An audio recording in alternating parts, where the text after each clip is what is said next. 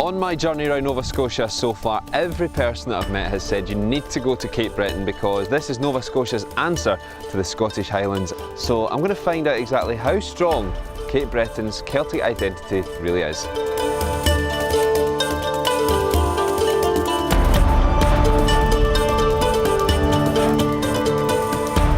And one thing which shows how strong the island's Celtic connection is their love for music and dance. So I went to the Celtic Music Centre in Cape Breton to meet Alan Dewar to find out more. Do you feel that you're an ambassador for traditional Scottish music or Cape Breton music? It's almost both. When people talk in this area, when they describe it, there's always the tie to Scotland because we get a lot of questions if something is Celtic, or a lot of people identify with Irish, so we make the distinction. I've grown up listening to this music my whole life, so it becomes part of you, it's part of your social fabric. All of my friends and peer group, everybody is involved in the tradition in some sort. But it's something that we can be proud of because we know it's part of our heritage. When we decided that we wanted to do a festival, the very first thing we did was go over to the Celtic Connections Festival in Glasgow. So that was in 1996 when we began working towards Celtic colours. I guess you'd describe it as a culture that really came over but didn't change a lot as it was in the beginning. So the step dancing and the fiddle playing and the music connected to dance. Ceilidh here has become a generic term. It usually means that there's live music of this style of music. Depending on the venue, there may or may not be dancing, and there'll generally be drink.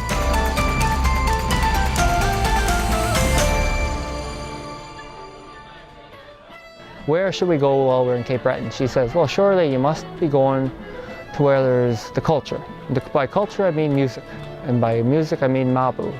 There's nowhere else in Cape Breton you can go where you will find better music than the Red Shoe Pub on a Friday night in Mabu. It's very informal, so there's not a lot of structure. When people do dance, there's no collars, and the whole idea is about having fun and everybody getting a chance to participate if they feel they want to. Stephanie, I saw you up dancing tonight. You were leading the charge with the dance, but it's quite different from what we have back in Scotland. Just talk us through the dance that you have at Ceilidh here in Cape Breton.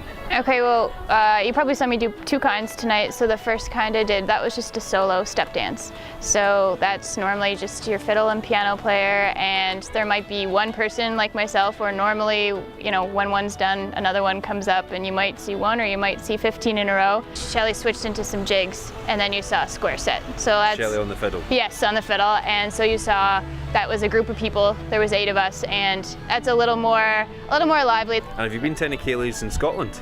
I have. I went to Scotland twice, once when I was in high school and once after that, and we went to some, I guess you call them Ceilidhs, we'd call them dances, but Ceilidhs, and I remember trying Strip the Willow. That was my favorite. Okay. Yeah. So that seems to be quite different from what happens here though.